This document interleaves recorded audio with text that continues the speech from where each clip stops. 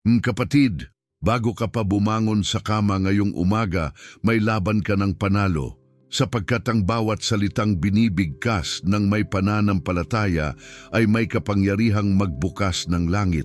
Kapag sinabi mo, walang masamang makakahipo sa akin, hindi lang ito salita. Ito ay pananampalatayang umaapaw. Ito'y pagtatakda ng direksyon para sa buong araw mo. At oo, naniniwala ako, ang Diyos ay kumikilos sa bawat panalangin sinasambit mo ng may buong puso. Sabi sa Kawikaan 8:21, ang buhay at kamatayan ay sa kapangyarihan ng dila, at silang nagsisiibig sa Kaniya ay magsisikain ng Kaniyang bunga. Kaya kapatid, ano ang sinasabi mo tuwing umaga? Takot ba? Pangamba? O pananampalataya? Ngayong araw, nais ng Diyos na itanim mo sa puso mo ang isang matibay na paninindigan. Protektado ka, hindi ka nag-iisa. Ang bawat hakbang mo ay sinasamahan niya. Isipin mo ito, habang nagsisimula ang araw, nakabukas ang langit. Anghel na ipinadala ng Diyos ay nagmamasid, at sa tuwing binibigkas mo ang kanyang pangako, parang apoy na dumadaloy ang proteksyon niya sa iyo at sa iyong pamilya. Kaya sabihin mo ngayon, kahit pabulong lang, Panginoon, ako'y sayo. Walang masamang makakahipo sa akin. At habang sinasabi mo iyan, may kapayapaang bumababa, may lakas na hindi mo maipaliwanag. Handa ka na bang ipanalangin ito sa buong puso mo? Kung oo, manatili ka. Ang susunod na bahagi ay hindi mo pwedeng palampasin. Dahil sa panalangin ito, mararamdaman mo ang mismong presensya ng Diyos na humahaplos sa iyo. Mag-iwan ka ng komento ngayon, Panginoon, itinatakda ko ang araw kong ito sa ilalim ng iyong proteksyon. At kung hindi ka pa nakasubscribe, pindutin mo na ang button dahil araw-araw may bagong panalangin na magbibigay lakas at pag-asa sa iyo. Sige kapatid, ngayon, tahimikin mo ang puso mo. Lumapit ka kay Lord na may kababaang loob. Wala kang kailangang patunayan. Sa Kanya, sapat ka na. Ngayon, hayaang ang presensya niya ang dumaloy sa buong pagkatao mo. Hindi mo kailangang maging malakas sa sarili mong lakas, sapagkat ngayong umaga, sasamahan ka ng Diyos mismo. Pikitin mo ang iyong mga mata kung nais mo. Damhin mo ang kapayapaan. Hawakan mo ang sandaling ito dahil ito ang oras ng panalangin.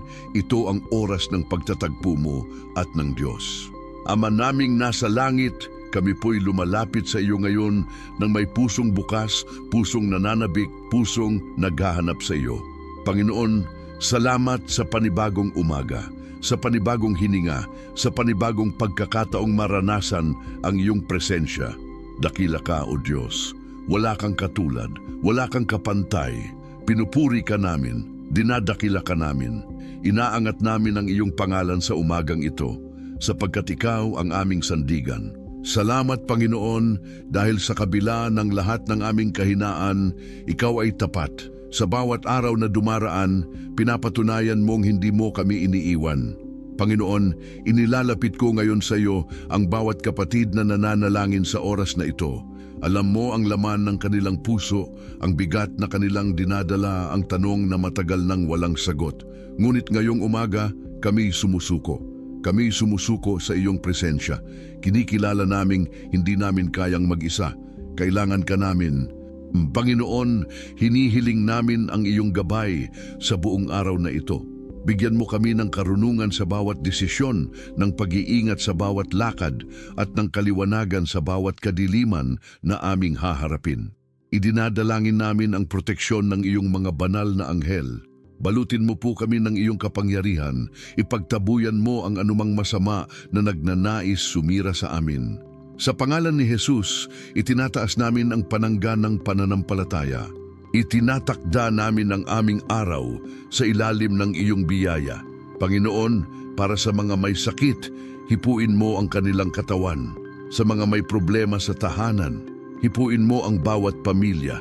Sa mga naghahanap ng sagot, bigyan mo sila ng kaliwanagan.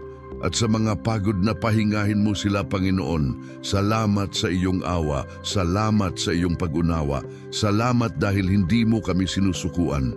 At kung may mga taong nakikinig ngayon na puno ng takot, Panginoon, basagin mo ang kadilimang iyon. Palitan mo ng liwanag, palitan mo ng katiyakan.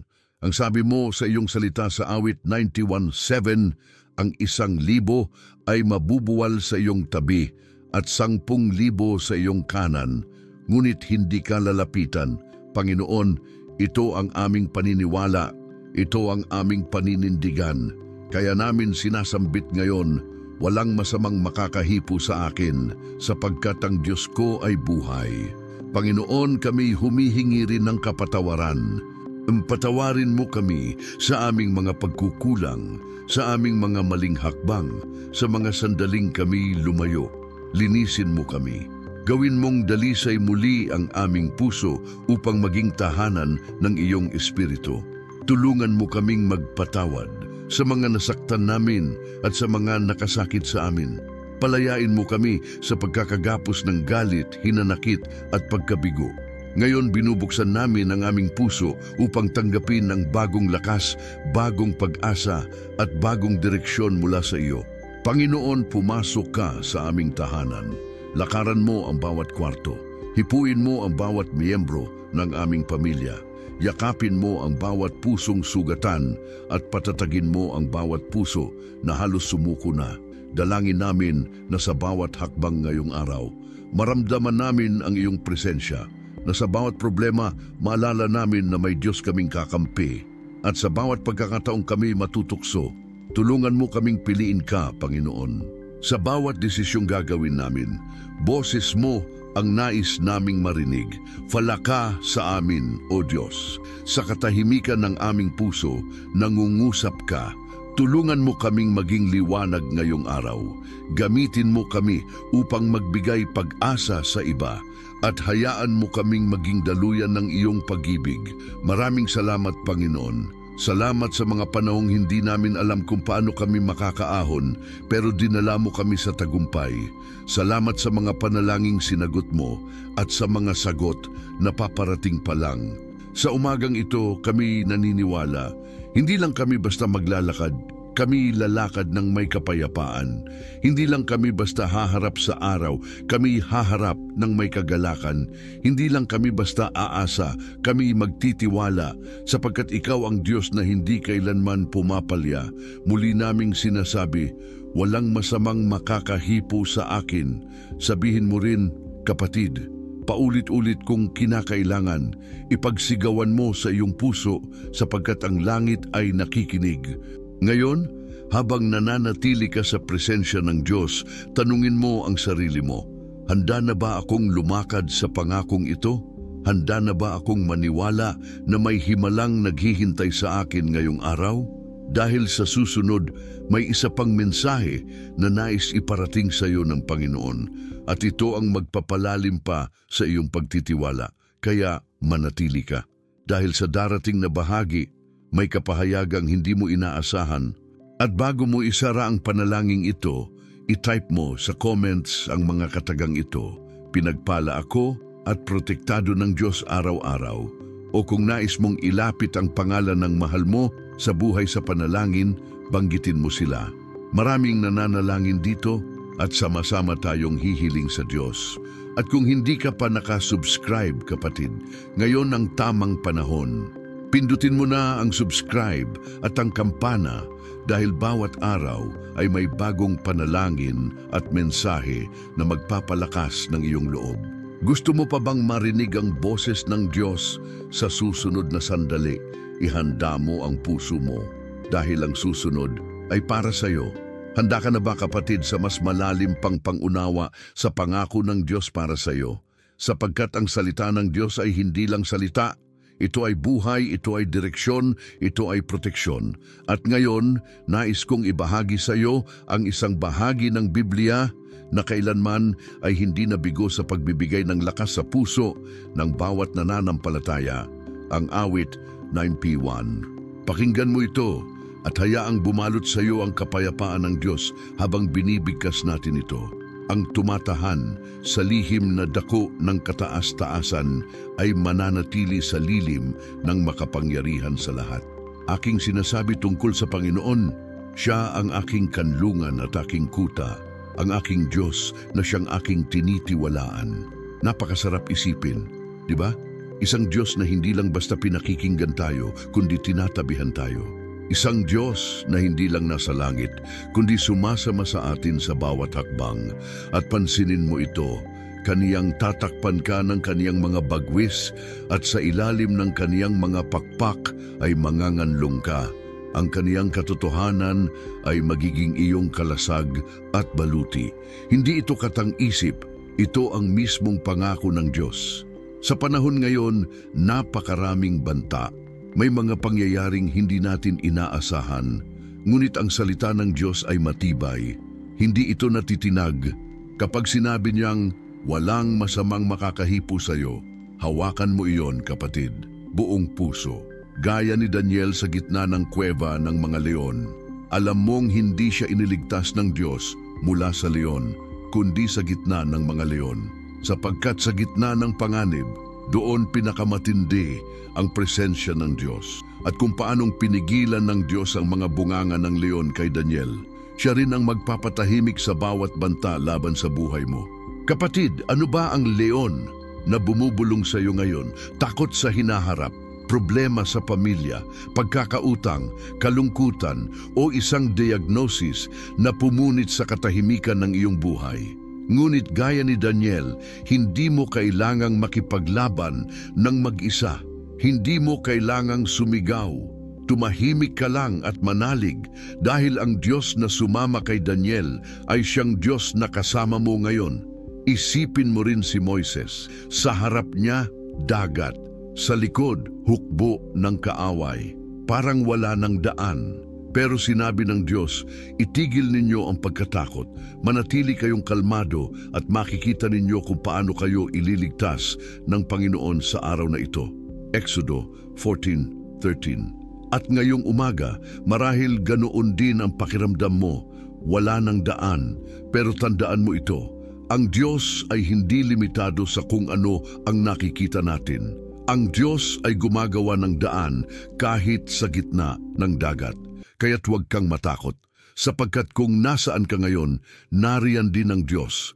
Isa pa, alalahanin natin si David, isang pastol, isang binata, walang sandata, walang depensa, pero hinarap ang isang dambuhalang Goliat. Paano? Sa pananampalataya, sa pananalig na ang Diyos ay hindi nagkukulang. Sinabi ni David, ang labanang ito ay sa Panginoon. Kapatid, hindi mo kailangang maging malakas, hindi mo kailangang maging matalino. Ang kailangan mo lang ay pananalig. Dahil sa dulo ng araw, ang laban mo ay hindi lang basta laban mo, ito ay laban ng Diyos para sa iyo. Ang bawat karakter sa Biblia ay may pinagdaanan. Ngunit lahat sila ay nagtagumpay hindi dahil sila'y perpekto, kundi dahil ang Diyos ay perpekto sa kanyang pag-ibig at pagtatanggol. At ngayong araw, tinatanong ka ng Panginoon, anak, handa ka na bang isuko ang kontrol sa akin? Handa ka na bang manalig kahit hindi mo pa nakikita ang sagot? Minsan, ang tunay na pananampalataya ay hindi pagsigaw, hindi ito palaging emosyon. Minsan, ang tunay na pananampalataya ay yung panahong tahimik kang nananatili at sinasabi mo sa puso mo, alam kong kumikilos ang Diyos kahit hindi ko pa nakikita. Kapatid, huwag mong hayaan na ang takot ang magdikta ng direksyon ng araw mo. Huwag mong hayaan na ang nararamdaman mong kahinaan ang siyang magsabi kung ano ang mangyayari sa iyo. Huwag mong hayaan na ang mga balita, ang mga ingay ng mundo, ang mga opinyon ng tao, ang bumuo ng kapalaran mo. Alalahanin mo, may salita ka na nanggaling sa Diyos at ang salitang iyon ay nagsasabing walang masamang makakahipo sa iyo. Kaya ideklara mo ito araw-araw, gawin mong ugali. Bawat gising mo, sabihin mo sa sarili mo, ako'y anak ng Diyos. Pinoprotektahan niya ako at kahit anong mangyari kasama ko siya. Kaya ngayon kapatid, habang tahimik ang paligid, isipin mo, ano ang sinasabi ng Diyos sa iyo sa sandaling ito? Baka ang naririnig mong boses sa puso mo ay simpleng, anak, ako ang bahala sa iyo. At kung naririnig mo yan, hawakan mo, yakapin mo, at huwag mong bibitawan. Huwag mong maliitin ang araw na ito sapagkat maaaring ito na ang simula ng panibagong panahon sa buhay mo. Isang panahon ng kapayapaan, isang panahon ng katiyakan, isang panahon ng direksyon mula sa Diyos. At sa susunod na bahagi, kapatid, ipapakita ko sa iyo ang isang sikreto sa pananalangin na nagdadala ng agarang tugon mula sa langit. Isang bagay na madalas nakakaligtaan ng marami, pero kapag ginawa mo, makikita mo ang pagbabago. Kaya manatili ka. Dahil ang susunod na sasabihin ko, maaring ito na ang mismong sagot sa matagal mo ng panalangin. Kung naramdaman mo ang presensya ng Diyos ngayon, isulat mo sa comments. Diyos ko, nagtitiwala ako sa iyo. Ano kung gusto mong magpasalamat, pwede mong sabihin, salamat Panginoon sa proteksyon at pangako mo sa aking buhay. At kung may pangalan kang nais isama sa panalangin, ilagay mo lang sa comment section, sama-sama nating idudulog sa Panginoon. At huwag mong kalimutang mag-subscribe dahil bukas may panibagong mensahe ang Diyos para sa iyo. At ayaw mong makaligtaan iyon. Isa itong araw-araw na lakad ng pananampalataya. At dito, hindi ka mag-isa. Ngayon, ilapit mo ang puso mo dahil may isang mensahe pa ang Panginoon para sa iyo. At ito, kapatid, ay magpapabago ng pananaw mo sa buong buhay mo. Oo, kapatid, ang Diyos ay may sagot para sa iyo. At minsan, ang matagal mo nang inaasahan ay hindi naman talaga delayed, kundi hinihintay ka lamang ng langit na lumapit, hindi lang bilang tagasambit ng panalangin, kundi bilang anak na handang magtiwala sa kabuuan. Kaya ngayong sandaling ito, nais kong ibahagi sa iyo ang isang napakahalagang prinsipyo na bumabago ng lahat sa buhay panalangin, ang pananatili sa presensya ng Diyos. Alam mo ba na marami sa atin ay marunong manalangin, pero kaunti lang ang nananatili. Marami ang humihingi pero hindi lahat ay handang maghintay. At dito, kapatid, nakatago ang sekreto. Ang proteksyon ng Diyos ay hindi lamang binibigkas, ito ay nilalakaran, araw-araw, sa bawat desisyon, sa bawat hakbang. Sabi sa Juan 15:7, kung kayo'y manatili sa akin at ang aking mga salita ay manatili sa inyo, ay hihingin ninyo ang anumang inyong maibigan at gagawin ito sa inyo. Napakasimple, ngunit napakalalim. Ang pangako ng Diyos ay may kasamang panawagan, manatili. Maging konektado, maging sensitibo sa tinig niya. Ang panalangin ay hindi lang emergency button na pipindutin kapag may problema. Ito'y dapat maging lifestyle. Dahil kung ang kalaban ay araw-araw umaatake, tayo rin ay dapat araw-araw nagpapalakas, araw-araw lumalapit sa Diyos. Kapag ang puso mo ay nakatuon sa presensya ng Diyos, nagiging natural sa iyo ang kapayapaan kahit nasa gitna ka ng unos. Gaya ni Pablo at Silas, habang nakakulong, hindi sila nagreklamo, hindi sila natakot. Bagkus, kumanta sila ng papuri sa loob ng bilangguan. At anong nangyari? Nayanig ang kulungan, nabuksan ang mga pinto, nalagot ang mga tanikala.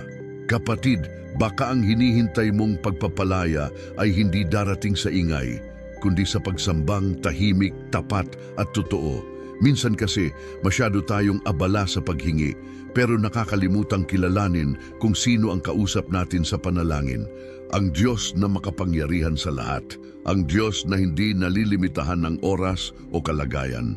Sa panahon ng takot, alalahanin mo ang sabi sa Filipos 4:6-7, huwag kayong mabalisa tungkol sa anuman. Sa halip, hingin ninyo sa Diyos ang lahat ng inyong kailangan sa pamamagitan ng panalangin na may pasasalamat. At ang kapayapaan ng Diyos na hindi kayang maunawaan ng tao, ang siyang mag-iingat sa inyong puso at pag-iisip sa pamamagitan ni Kristo Jesus. Napakahalaga ng pasasalamat sa panalangin, sapagkat ang puso na marunong magpasalamat ay pusong handang tumanggap. Kapag nagpasalamat ka, kahit hindi mo pa nakikita ang sagot, ipinapakita mong nagtitiwala ka. Kapag nagpuri ka sa gitna ng pagsubok, ipinapakita mong alam mong kasama mo ang Diyos kahit tila walang gumagalaw. Kaya't gawin mong kasanayan ng pananalangin hindi lang kapag may kailangan ka, kundi sa bawat sandali. Paggising mo, sabihin, Salamat Lord sa bagong araw. Pag may pagod sa katawan, sabihin mong, Ikaw ang lakas ko, Panginoon. Na pag may takot na dumarating, sabihin mong, Ikaw ang aking kanlungan. Ang ganitong klase ng buhay panalangin ay nagbubukas ng langit.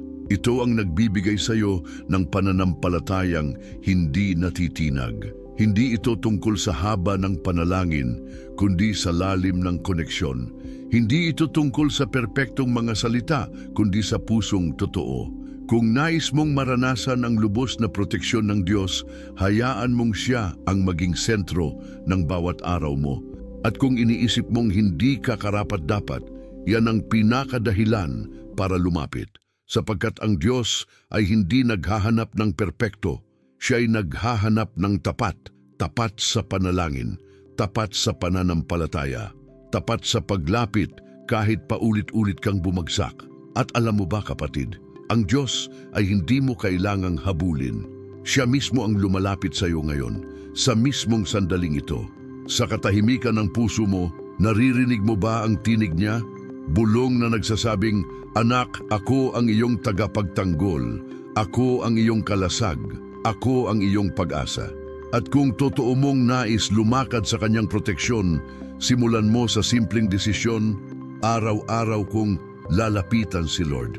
Hindi lang kapag may problema, hindi lang kapag may pangangailangan, kundi dahil mahal ko siya. Dahil alam kong siya ang daan, siya ang buhay, siya ang tanging pag-asa ko sa mundong ito. Kapatid, huwag mong hayaan na ang panalangin ay maging huling option mo. Gawin mo itong unang sandata mo. Umaga pa lang, magtakda ka na ng direksyon sa pamamagitan ng panalangin. Kapag ginawa mong una si Lord, siya na rin ang bahala sa lahat. Kaya ngayon, nais kong hamunin ka. Sa loob ng 3 araw, bago ka tumingin sa telepono, bago ka magbukas ng TV, maglaan ka ng 5 minuto kay Lord. Buksan mo ang puso mo. Kaibiganin mo ang kanyang presensya. Tingnan mo kung paano ito magbabago sa direksyon ng bawat araw mo. Dahil ang taong nananahan sa Diyos, hindi natitinag. Kahit may problema, kalmado. Kahit may unos, may kapayapaan. At sa susunod na bahagi ng ating paglalakbay, kapatid, ibabahagi ko sa iyo ang mga deklarasyong espiritual na binibigkas ng may kapangyarihan.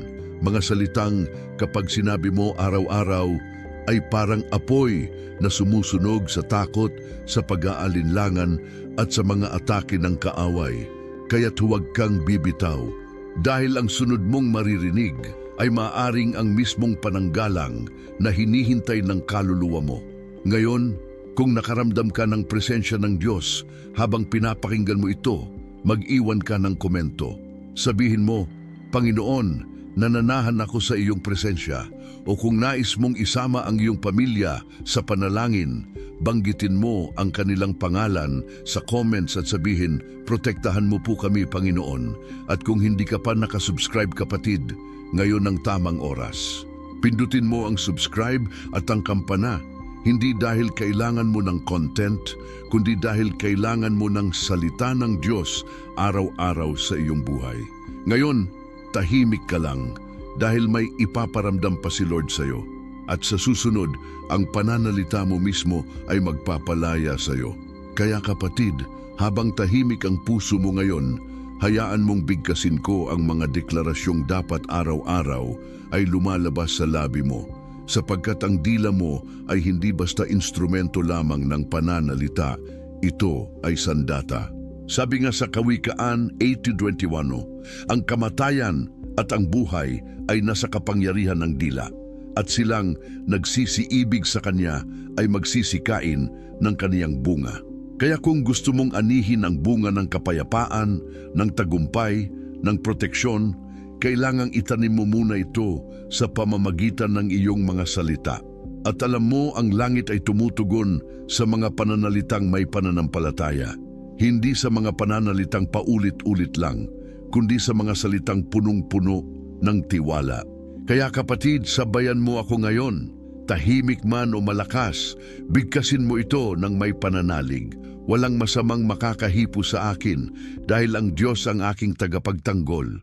Pinoprotektahan ako ng Panginoon sa araw at sa gabi. Ang pamilya ko ay balot ng kanyang biyaya at presensya. Ang aking bahay ay punong-puno ng kapayapaan. Ako'y pinagpapala, ginagabayan at iniingatan ng Diyos sa lahat ng oras. Ang mga plano ng kaaway ay walang kapangyarihan sa buhay ko. Ako ay tinakpan ng dugo ni Jesus, ligtas ako. Hindi ba't nararamdaman mong may kakaiba sa bawat salitang binibigkas mo? Parang may bigat, may lakas, may apoy. Iyan ang kapangyarihang ibinigay sa iyo bilang anak ng Diyos. At kapag ginawa mong bahagi ng iyong araw ang mga deklarasyong ito, para kang isang sundalo ng langit na lumalakad, hindi na para makipaglaban, kundi para ipahayag ang tagumpay na naibigay na. Kasi totoo ito, kapatid, hindi ka lumalaban para manalo. Nanalo ka na. Nilalakad mo lang ang katuparan ng tagumpay na iyon araw-araw. Isipin mo ang mga Israelita nung pinalibutan nila ang Jericho. Hindi sila gumamit ng espada, hindi sila sumigaw ng galit. Sa ikapitong araw, sila'y sumigaw ng papuri. At ano ang nangyari? Gumuho ang mga pader. Ganyan din ang gusto ng Diyos na maranasan mo. Gumuho ang mga pader ng takot, ng pagkabigo, ng kahirapan, ng sakit. Pero kailangan mong magsalita. Kailangan mong ipahayag. Kapatid, hindi pwedeng manahimik ka habang ang kaaway ay tuloy-tuloy sa kanyang pananakot. Kailangan mong labanan siya gamit ang salita ng Diyos. Sabi sa Efeso 6:17, at tabak ng Espiritu na siyang salita ng Diyos. Ang salita ay tabak. At ang mga deklarasyon mo ay parang pagwasiwas ng sandatang ito sa bawat espiritual na labanan sa paligid mo. Kaya bawat araw, huwag mong kalimutan ang mga salitang ito. Itatak mo sa puso mo. At ituro mo rin sa iyong mga anak, sa iyong asawa, sa iyong pamilya. Sabay-sabay ninyong ideklara sa bawat umaga. Ngayong araw, kami ay protektado, kami ay pinagpala, kami ay nasa ilalim ng kalinga ng Diyos. Gusto mo ba ng tahanang punong-puno ng presensya ni Lord? Magsimula ito sa pananalita. Gusto mo ba ng direksyong malinaw araw-araw? Sabihin mo, Panginoon, Ikaw ang aking gabay. Gusto mo ba ng tagumpay sa trabaho, sa negosyo, sa pag-aaral? Ideklara mo ito, ang kamay ng Diyos ay nasa bawat gawa ng aking kamay. Huwag mong hayaang ang sitwasyon ang magdikta ng pananaw mo. Hayaan mong pananampalataya mo ang magdikta ng magiging takbo ng araw mo. Kung ang iniisip mo ngayon ay, paano ko magagawa ito kung ang dami kong pinagdaraanan? Kapatid, ang sagot ay ito. Habang mas mahirap, mas kailangang magsalita ng may pananalig. Ang pananampalataya ay hindi ginagamit lamang kapag maayos ang lahat. Ginagamit ito lalo na kapag hindi mo alam ang susunod mong hakbang. At tandaan mo, ang Diyos ay hindi natutulog. Hindi siya kailanman lumilingon sa ibang direksyon habang ikaw ay umiiyak. Bawat luhang tumutulo mula sa iyo ay iniipon niya. Bawat panalangin tila walang kasagutan ay naririnig niya. Minsan kasi, gusto niya munang makita kung mananatili ka kahit tila walang nangyayari. Gusto niyang marinig kung magsasalita ka pa rin ng pananampalataya kahit tila hindi mo pa nakikita ang tagumpay. At kapag nakita niya iyon, kapatid, doon gumagalaw ang langit.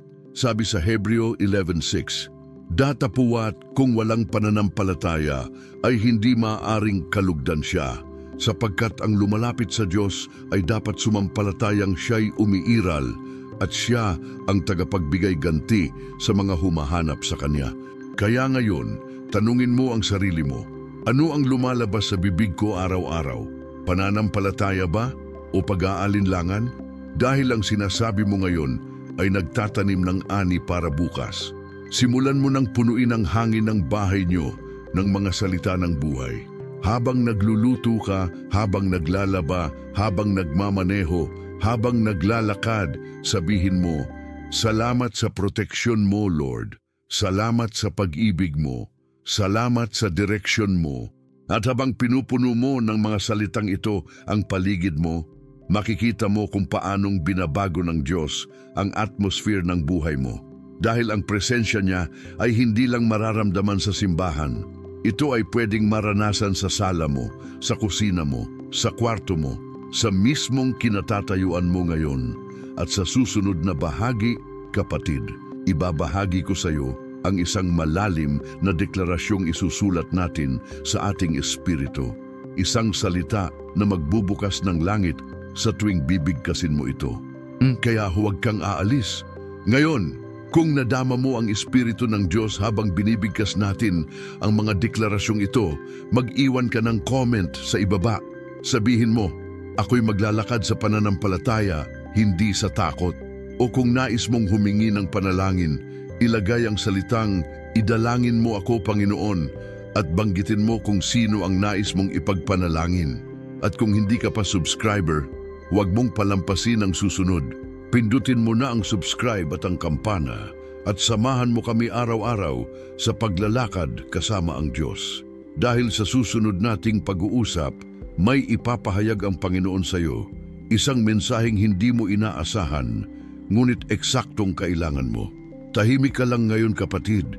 Ramdam mo ba yung presensya ng Diyos na parabang bumabalot sa paligid mo? Yung parang may kapayapaang hindi maipaliwanag at sa kaloob-looban ng puso mo, alam mong may ginagawa si Lord kahit hindi mo pa nakikita. Minsan ang pinakamatinding kilos ng Diyos ay nangyayari hindi sa gitna ng ingay, kundi sa gitna ng katahimikan. Sa katahimikang ito, ibinubulong niya sa iyo ang mga salitang, "Anak, huwag kang matakot. Ako ang bahala sa iyo." At kung papayagan mong pumasok ang mga salitang iyan sa puso mo ngayon, magiging sandata mo ito habang lumalakad ka sa buong araw na ito. Dahil hindi lang ito basta inspirasyon, ito'y katotohanan. Ito ang mismong tinig ng Diyos na nagsasalita sa iyo ngayon. Kapatid, ngayong alam mo na ang halaga ng deklarasyon, ng pananatili sa presensya ng Diyos at ng pamumuhay ng may pananampalataya, isa na lang ang kailangan mong gawin. Ituloy mo ito araw-araw. Gawin mong lifestyle ang pananalig. Gawin mong ugali ang pananalita ng may pananampalataya. Isipin mo, anong klasing araw ang pwedeng mabuo kung sa mismong paggising mo, sasabihin mo agad, "Panginoon, salamat po. Alam kong walang masamang makakahipo sa akin ngayon. Pinoprotektahan mo ako." At habang nilalakad mo ang araw, ipapaalala ng banal na Espiritu sa iyo na kahit anong sitwasyon ang harapin mo, may Diyos kang kasama, may Diyos kang kakampi, at may Diyos kang hindi ka iiwan kahit kailan. Gaya ng sinabi sa Isaiah 41:10, "Huwag kang matakot sapagkat ako'y sumasa iyo. Huwag kang manglupaypay sapagkat ako'y iyong Diyos. Palalakasin kita, oo tutulungan kita. Oo, aalalayan kita ng kanang kamay ng aking katuwiran." Ano pa bang mas hihigit sa pangakong iyan? Isang Diyos na hindi lang nanonood mula sa langit, kundi isang Diyos na sumasabay sa iyo sa bawat hakbang, sumasalo sa iyo sa bawat pagod, sumasabay sa iyo sa bawat luha. At ngayon, sa pagtatapos ng panahong ito ng pananalangin at pagbubulay, nais kong manatili ka sa espiritong ito ng paglapit. Huwag mong itigil dito. Gamitin mo ang mga natutunan mo. Lakaran mo ang mga ipinahayag mo. Sabihin mo ngayon habang nanahimik ka, "Salamat, Panginoon. Alam kong binabago mo ako. Pinanghahawakan ko ang iyong mga pangako.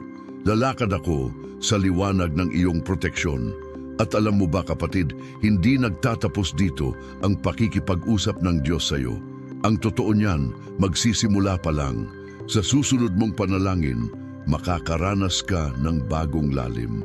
Sa susunod mong pagbabasa ng salita, may panibagong liwanag. Sa susunod mong pagsambit ng Amen, may panibagong kapangyarihan. Kaya't sa bawat araw na darating, bitbitin mo ito. Ako'y anak ng Diyos. Pinoprotektahan niya ako. Walang masamang makakahipo sa akin. Kahit anong mangyari, hawakan mo yan. At tuwing malalampasan mo ang isang pagsubok, huwag kalimutang bumalik kay Lord at sabihin, "Salamat po, Panginoon. Ikaw ang kasama ko sa bawat laban." Ngayon, bago mo tapusin ang video na ito, maglaan ka ng ilang segundo para manahimik muli. Huminga ka ng malalim, damhin mo ang kapayapaan, at habang ginagawa mo ito, isipin mo ang isang bagay na gusto mong ipaubaya kay Lord ngayon. Isang bagay na matagal mo nang bitbit, isang takot, isang tanong, isang suliranin. At sa puso mo, sabihin mo, Panginoon, iyo na ito. Hawakan mo na.